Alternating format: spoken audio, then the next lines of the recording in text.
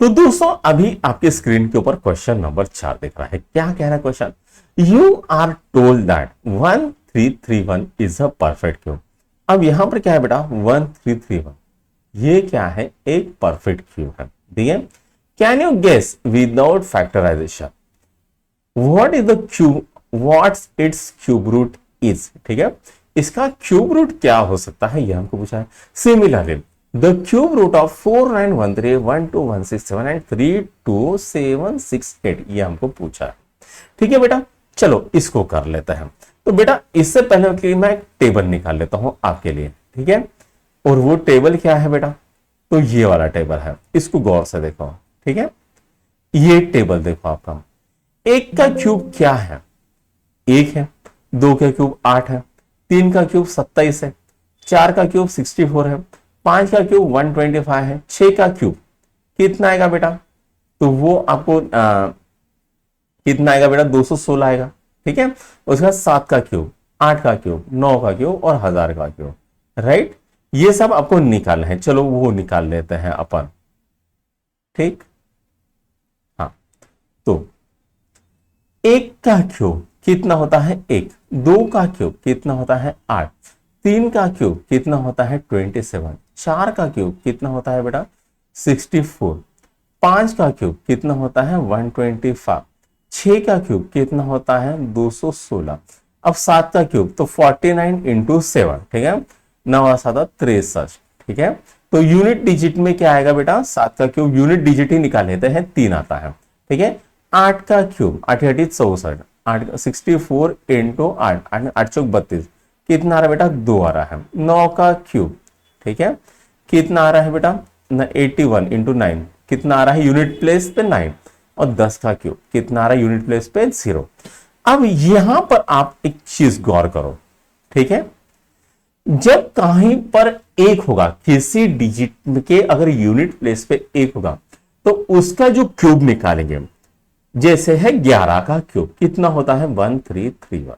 ठीक है, तो यूनिट प्लेस में क्या आएगा? 1 आएगा। जैसे कोई नंबर है उसके यूनिट प्लेस में अगर 2 है तो वहां पर जो भी हमको उसका क्यूब मिलेगा उसके यूनिट प्लेस में क्या आएगा? 8 आएगा।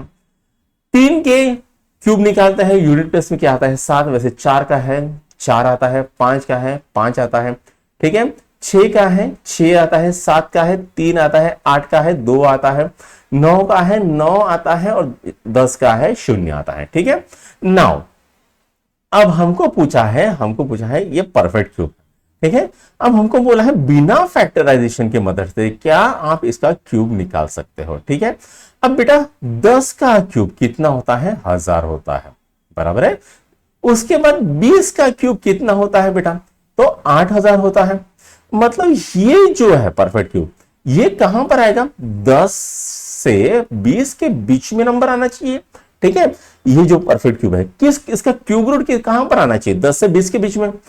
अब यहां पर 1331 कहां पर आता है? यूनिट प्लेस 1 पे आता है। ठीक है, तो अगर 11 हो और कहीं पर भी नहीं, अगर ये नंबर 11 हो तो यहां पर क्या आएगा? 11 का परफेक्ट क्यूब कितना होना चाहिए? 1331 हो सकता है, और कोई नंबर है नहीं। ठीक है, समझ में आ रहा है? चलो अब यहां पर नेक्स्ट कर लेते हैं। नेक्स्ट क्या है बेटा? 4913 दिया है, 4913। सेम चीज करते हैं। अब यहां पर 10 का क्यूब कितना है? 1000, बराबर है। दिख रहा है आपको? एक बार चेक कर लेता हूं। हाँ, 10 का क्यूब है 1000, बराबर है। 20 का क्यूब है 8000, मतलब ये जो 4913 है ये 10 से 20 के बीच में रहना चाहिए इसका क्यूब रूट, बराबर है। अब 13 कहां पर आता? तो यहां पर आता बेटा। तो इसका क्या होना चाहिए बेटा? तो यहां पर होना चाहिए 17 का क्यूब। समझ में आ रहा? वैसे ही अगर हम यहां पर निकाल लेते हैं नेक्स्ट, कौन सा नंबर है बेटा? 12167।